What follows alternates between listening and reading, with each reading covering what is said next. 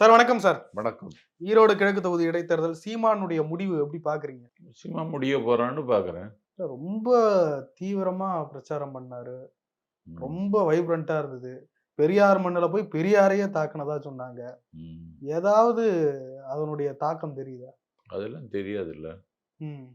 சீமான் இந்த அளவுக்கு இறங்கி பேசுறாரு. எந்த தைரியத்துல பேசியிருப்பாருன்னு நினைக்கிறீங்க? பிஜேபி இல்லாதனால தைரியத்துல பேசுறோம். ம். இருந்தாலும் இது ஒரு தனி தைரியம் வேணும்ல. பெரியார் மண்ணு அப்படின்னு இதுக்கு சொல்லி. தனி தைரியம் இல்ல. சார் நீங்க எல்லாம் திராவிட இயக்க உணர்வாளர்கள். தனி தைரியம் இல்லடா. அப்புறம் என்ன தைரியம் இது? அதான் பிஜேபி சர்க்கார் வந்து சப்போர்ட்டா இருக்கு, அந்த தைரியத்துல பேசுறான். அப்ப அத உங்களால எதிர்க்க முடியல. ஒரு திராவிட இயக்கங்கள்லாம் அவ்வளோ அவனை எதுக்கணும்னு அவசியம் இல்லையே எங்களுக்கு. ம். நாங்க ஏன் எதுக்குறோம்? சமீப கால அரசியல் அணுகுமுறை சீமான் கிட்ட கொஞ்சம் சேஞ்ச் ஆயிருக்க மாதிரி தெரியுது. இந்த மாற்றம் எப்படி இருக்கு? பைத்தியம். ஒரு மாநில கட்சி தலைவர் நீங்க அப்படி பேசுறீங்க. அதாங்க பைத்தியம்ங்க. இது நாம் தமிழர் கட்சி இப்ப படிப்படியா வளர்ந்துகிட்டே வரக்கூடிய ஒரு படிப்படியா வளர்ந்துட்டா, படிப்படியா அழிஞ்சிட்டு இருக்கு. ம். நீ பேப்பரே படிக்கிறது இல்லையா? இப்போதைக்கு 8% மாநில கட்சியா இருக்கு. இன்னும் குட்டி சுவர் ஆயிடும். 1% வரும். இல்ல ஆரம்ப காலகட்ட அரசியலை நீங்க சீமானுடைய அரசியலை பார்த்திருக்கீங்க. அவன் ஒரு குழப்பவாதி, அவன் ஒரு யாசகன், அவன் எவனையாவது ஏய்த்து பிழைக்கிறவன். இல்ல தமிழ் தேசியம்னு சொல்லிக்கிட்டு வந்தாரு. தமிழ் தேசியம்னு அப்படி ஒண்ணு கிடையாது. அவர் சொன்னாருல்ல, பெரியாரையும் முன்னிறுத்தி தான் இப்ப பேசிட்டு இருந்தாரு. அதுதான் சொல்றேன். பெரியாரையும் முன்னிறுத்தி இப்ப அங்க வேலைக்கு போயிட்டான், பிஜேபி வேலை போயிட்டான். பிஜேபி இல்லன்றாரு, பிஜேபி எதிர்க்கிறாரு சீமான் அவர்கள். பிஜேபி ஒன்னும் எதுக்க மாட்டான். மோடியை கண்டிக்கிறேன்னு ஒரு வார்த்தை சொல்லுங்க, அவனுக்கு வாயில என்ன ஏதாவது வச்சு விட்டுருது. கண்டிக்கிறாரு சார், நிறைய இடத்துல கண்டிக்கிறாரு. அதெல்லாம் கண்டிக்க மாட்டான். இல்ல சீமான் பிஜேபி கூட போகணும்னு என்ன அவசியம் இருக்கு? அதுதான் அவசியம். பிச்சை போடுவான்ல பிஜேபிக்காரன். சமீப காலத்துல பெரியார் எதிர்ப்பை கையில் எடுத்து தமிழ்நாட்டில் அரசியல் செய்கிறார். இதை தமிழ்நாடு எப்படி பார்க்கும்? நம்ம உலகம் பூரா பெரியாருக்கு மரியாதை கூடிச்சு. உலகத்தில் இருக்கிற எல்லா பல்கலைக்கழகங்களையும் பெரியாருக்கு நாற்காலி போட ஆரம்பிச்சிட்டாங்க. இன உணர்வு உள்ள இளைஞர்கள் முழுவதும் பெரியார் இன்னைக்கு நேசிக்க ஆரம்பிச்சிட்டாங்க. இல்ல வழக்கமா ஜெனரலா எல்லாரும் சொல்றது, பெரியார் மீது விமர்சனம் வைக்கலாம், பெரியார் விமர்சனத்துக்கு அப்பாற்பட்ட தலைவர் கிடையாது. அவரை விமர்சிக்கத்தான் சொன்னாரு. நான் சொல்வதில் நியாயம் இருந்தால் ஏற்றுக்கொள்ளுங்கள், இதை நான் கண்டிப்பாக பின்பற்ற வேண்டும் என்று நான் கட்டளையிடவில்லை என்று தான் பெரியார் சொன்னார். சீமான் விமர்சிக்கிறாரே, அப்புறம் ஏன் கோபம் வருது உங்களுக்கு? கோபம் ஒன்றும் வரலையே. போராட்டம் நடத்துறாங்க பெரியார் இயக்கத்தை சேர்ந்தவர்கள்லாம். பண்ணத்தான் செய்வாங்க. நான் என்ன கேட்கிறேன், ஆதாரம் இல்லாம எதுக்குடா பேசுற? பெரியார் சொன்னாததை சொன்னேன்னு ஏன்டா சொல்ற? கீழ்ப்பாக்கத்துல தான் இடம் இருக்க, அங்க போய் அட்மிட் ஆக வேண்டியது என்னடா? ஆதாரம் காட்டுறாரு. எங்க இருக்கு ஆதாரு? நிறைய விஷயங்களுக்கு இடும்பாவனம் கார்த்திக் எடுத்து போட்டுக்கிட்டு இருக்கு. ஒரு பயிலும் போட முடியாது. நிறைய எடுத்து போடுறாங்க. இஸ்லாமியர்களை எப்படி பேசினாரு பெரியார், அது என்னத்துக்கு இப்ப போடுறேன்னு கேக்குறேன் நான். ஆமா விமர்சனம் தானே, அதை வச்சுதானே பெரியார் இப்ப எதுக்காக அதை பேசுறேன்னு கேக்குறேன். பெரியார் அப்படின்னு, பெரியார் எப்படிப்பட்டவர்? நிறைய தலைவர்களுடைய புகழ மறைக்கிறாங்க பெரியார் பேரை சொல்லி. இப்போது அதை எதுக்கு போடுறேன்னு தான் கேக்குறேன்.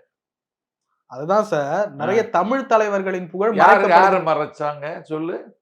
வஉசியினுடைய நானே டெய்லி பேசிட்டு இருக்கேன். மாப்போசியினுடைய புகழ், மாப்போசியத்திலையும் பேசிட்டு இருக்கேன். முகத்தில் பெருமீசை, அகத்தில் தமிழாசை, நாடெங்கும் முழங்குகின்ற சிலம்போசைன்னு கலைஞர் மாப்போசிய சொல்லுவாரு.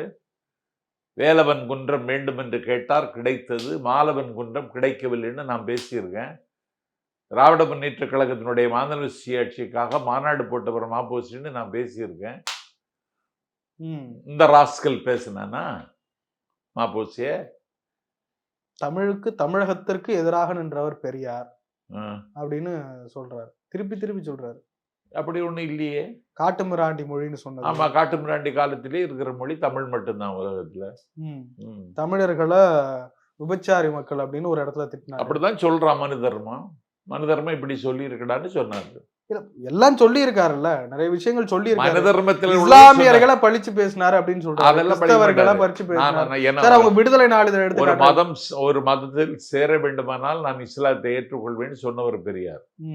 இல்ல சில இடத்துல தவறுதலாவும் பேசி அந்தந்த நாள்ல அன்னன்னைக்கு என்ன ட்ரெண்ட் அதை பேசியிருப்பாரு பெரியார். அது பெரியார் அதை ஏன்டா இப்ப பேசுறன்னு கேக்குறானா? அதை வச்சு ஏன் அதை மறைக்கிறீங்கன்னு கேக்குறாரு. மறைக்கணும், மறைக்கிறதுல ஓப்பனா இருக்க பெரியாருக்கு புத்தகம் பூரா வந்துச்சு, மறைக்க என்னது இருக்கு?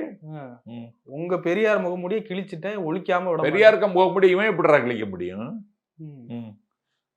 பெரியாருக்கு ஒளி மிகுந்த கண்கள் 1000 மெகாவாட் மின்சாரம் தயாரிக்கலாம், தெரியுமா அந்த பயலுக்கு?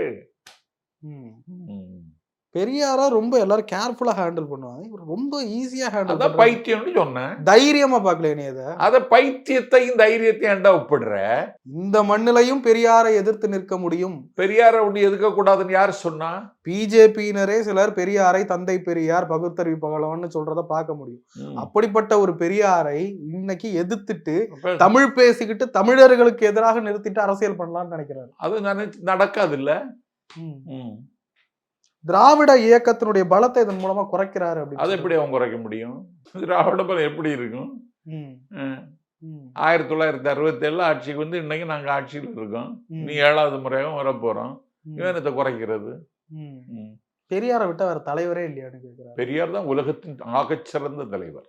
உலகத்திலேயே நிறைய தமிழ் தலைவர்கள்லாம் இருக்காங்க, உலகத்திலேயே ஆகச்சிறந்த தலைவர் பெரியாருங்கிறேன். இல்ல அவரை தாண்டி நிறைய பேர் பங்களிப்பு இருக்காங்க. யார் இல்லைன்னா அவரு அதையெல்லாம் மறைச்சிட்டு எதுக்கு பெரியார மட்டும் நிறுத்துறீங்க? இல்லையே, அப்படி ஒண்ணு இல்லையே. தமிழை பழித்து பேசியவரை இல்லையே. தமிழுக்காக உயிரை கொடுத்தவங்க நிறைய பேர் இருக்காங்க. அது நாங்க 25ஆம் தேதி பேசணுமே, நீ கேட்டியா நான் பேசின பேச்ச? சீமான் சொல்றாரு 25ஆம் தேதி நான் பேசுனதை கேட்டானு கேள வந்த. அண்ணா பிறந்த நாளுக்கு வாழ்த்து சொல்றாரு. யாரு? சீமான். வாழ்த்து, நன்றி. எப்படி தெரியுமா சொல்றாரு? பெரியாரை தைரியமாக முதலில் எதிர்த்து நின்றார். அண்ணா எதுக்கல பெரியார, அதுதான் அந்த ராஸ்கலுக்கு ஒரு விவரமும் தெரியாதுங்கிறேன். இவன் தற்குறி, இவன் அறியாமை என்கிற அந்தகாரத்தில் இருக்கிற அயோக்கிய ராஸ்கல். அண்ணா எந்த காலத்திலையும் பெரியாரை எதிர்த்ததில்லை. அவர் திராவிட முன்னேற்ற கழகத்தை தொடங்குகிற பொழுது இந்த கட்சிக்கு தலைவர் இல்லை, தலைவர் நாற்காலி காலியாகவே இருக்கும்னு சொன்னவர் அண்ணா. கேட்டியா? 1967 ஆட்சிக்கு வந்த உடனே பெரியார் எங்க இருக்கிறார்னு சொன்னால ஈரோடு திருச்சியில் இருக்கிறார்னு திருச்சிக்கு முதலமைச்சராக முடிசூட்டப்பட்ட அண்ணா திருச்சியில போய் பெரியாரை சந்தித்து இந்த ஆட்சி உங்களுக்கு காணிக்கைன்னு சொன்னவர் அண்ணா. அண்ணா பாம்பின் பல்லிலும் பால் கறந்தவர். அண்ணா வேம்பின் கிளையிலும் கூடு கட்டியவர். இல்ல சீமான் சொல்றாரு பெரியார் செஞ்ச அந்த மறுமணம் பிடிக்காததுனால அண்ணா வெளியே போனாரு. அதுக்கு காரணம் ஏண்ட வேணும்னா கேளு, சொல்லுங்க. உன்கிட்ட எதுக்கடா நான் சொல்லணும்? சொல்லுங்க. அவர் அப்படித்தானே கேக்குறாரு, ஏன் ஆதாரத்தை உங்கள்கிட்ட கொடுக்கணும்ன்றாரு. என்னது ஏன் ஆதாரத்தை உங்கள்கிட்ட கொடுக்கணும்? மறுமணம் செய்ய அதே மாதிரிதானே இது. மறுமணம் செய்தா என்ன? மகள் வயது பெண்ணை மறுமணம் செய்துட்டாரு. மகள் வயது பெண்ணையே மறுமணம் செய்தாரா? செய்தாரு.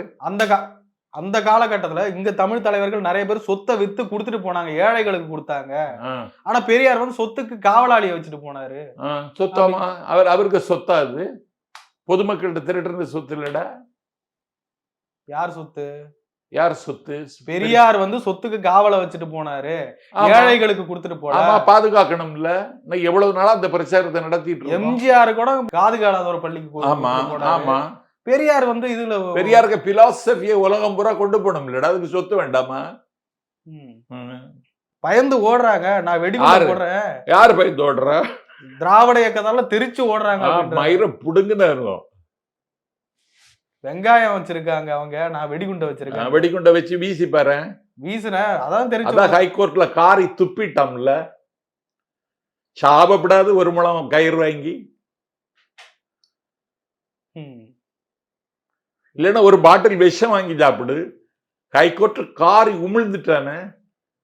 இப்படியா ஒரு சமூக அமைதிக்கு ஒரு பங்கம் விளைவிச்சுட்டு இருப்பான். அவர் சொன்னது உங்க கொள்கை வெங்காயம். எங்க கொள்கை எங்களுக்கு காப்பாற்ற தெரியும், நாங்க கொள்கையை பேசிட்டு தான் இருக்கோம். உன் கொள்கை என்னன்னு சொல்லு. தமிழர் இனர் உணர்வு கொள்ள வேண்டும், இனவெறி கொள்ள வேண்டும். தமிழுக்கு யாராவது எதிரா நின்னா தூக்கி வீசி எறி. ஆமா, தமிழுக்கு எதிரா மோடி இருக்கான், அவனை தூக்கி வீசுவியா நீ? அவர் சொல்றாரு மோடி தான் எதிர்க்கிறாரு. தமிழுக்கு எதிரா அமித்ஷா இருக்கான், தூக்கி வீசுவியா நீ? எதிர்க்கிறாரு சார். தமிழுக்கு நீ எதுவும் செய்யல, தூக்கி வீசுவியா நீ? அவங்களுக்கு இணையா பெரியார வைக்கிறாரு. இப்ப கொண்டு யார கொண்டு? பெரியார கொண்டு அவங்களுக்கு இணையா வைக்கிறாரு. அவங்க தமிழுக்கு எதிரின்னா இவரும் அது மாதிரி எதிரின்னு தான் சொல்றாரு. அதான் விவரம் தெரியாது. படிச்சிட்டு பேச சொல்லிட்டா அவன்ட. இல்லன்னா என்கிட்ட வகுப்பு எடுக்க, நான் வகுப்பு எடுக்கிறேன், சம்பளம் தர சொல்லு, வகுப்பு எடுக்கிறேன். அவ்வளவு புக்கு வச்சிருக்காரு சார் வீட்டுல சீமானு. வச்சிருந்ததுக்கு நக்குறானா படிக்கிறானா? இல்ல இந்த அரசியலை பேசி பேசிய 8% ஓட்டுக்கு கொண்டு வந்துட்டாரு. 8 குட்டி சிவராமன் சொல்றேன்ல. இது திராவிட இயக்கத்துக்கு எல்லாம் ஆபத்து இல்லையா? எங்களுக்கு ஒண்ணும் ஆபத்தெல்லாம் கிடையாது. சீமான் இன்னும் ஒரு கருத்தை சொல்றாரு. பார்ப்பான்னு சொல்லி ஒதுக்குறீங்க, அவன் எதனால பார்ப்பான்? எல்லாரையும் சமமாக பார்ப்பான். புரியுதா அவன் யாருன்னு? புரியுதாடா அவன் யாருன்னு தெரியுதா? பூனைக்குட்டி வெளியே வந்துட்டு, அவ்வளவுதான். அவர் என்ன அடிப்படை? அவர் பார்ப்பன அடிமை. அவன் உங்ககிட்டதான் உண்மையான சனாதனம் இருக்குன்ற மாதிரி சொல்றாரு. ஆமா, என்ன சனாதனம்? சீமானுக்கு இப்போதைக்கு பிஜேபிக்கு போகணும்னு என்ன அவசியம் வந்திருக்குன்னு நினைக்கிறீங்க? காசு கிடைக்கும்டா. இல்ல அவர் பிஜேபியோட கூட்டணி கேட்டும் வரமாட்டான்னு சொல்லிட்டு. அதெல்லாம் வரமாட்டான்.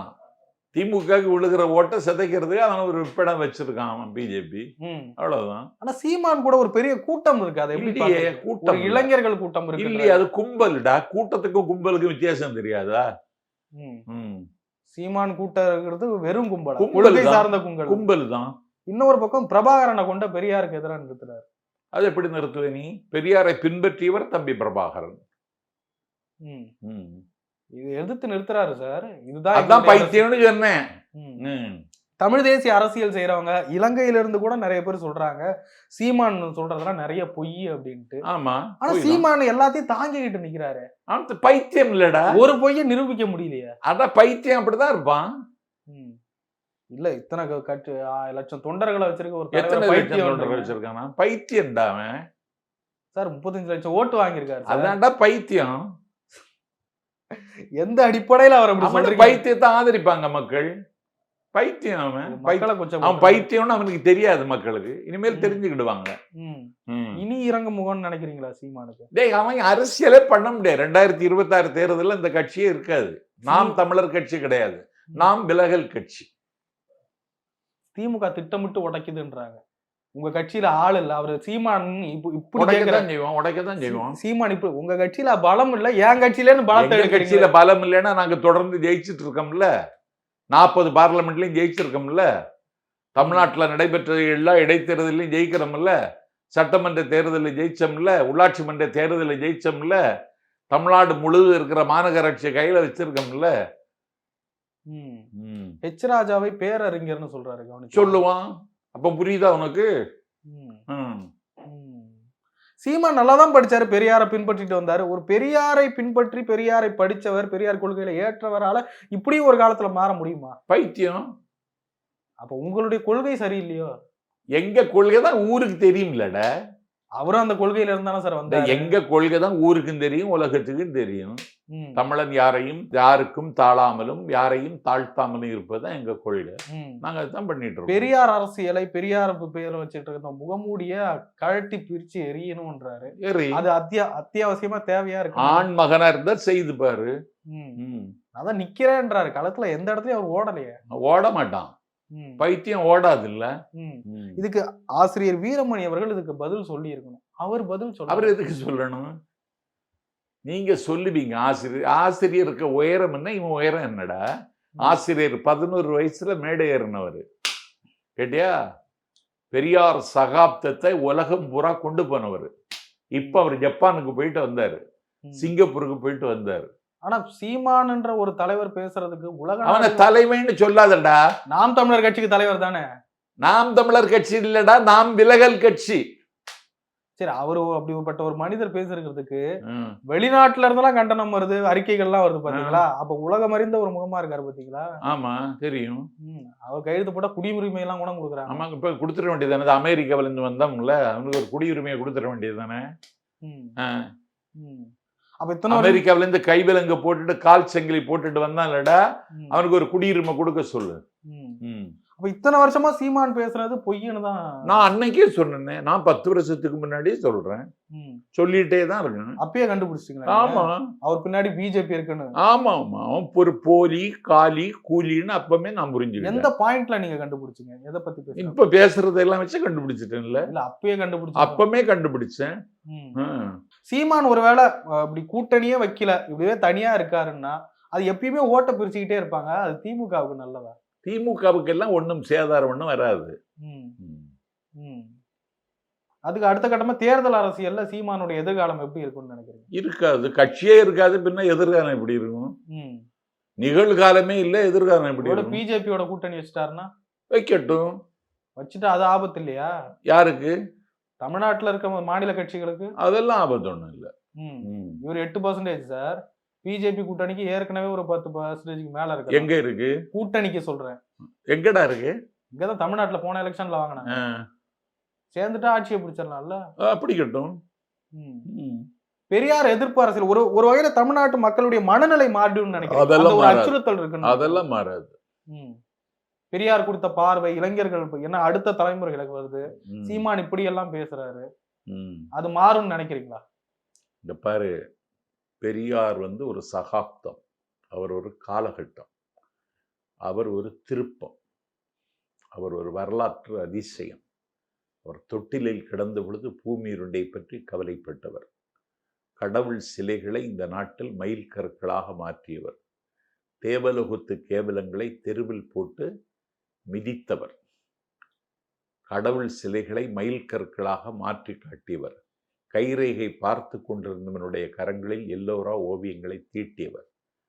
இந்த மிகப்பெரிய நாட்டில் இந்தியாவினுடைய அரசியல் சட்டம் முதலாக திருத்தப்பட்டதென்றால் பண்டிட் ஜவஹர்லால் நேரு நாடாளுமன்றத்தில் அறிவிக்கிறார், இது நானாக திருத்தவில்லை, என்னை திருத்த வைத்தார் தந்தை பெரியார் என்று ஜவஹர்லால் நேருவுக்கு அங்கீகாரத்தை பெற்றவர்.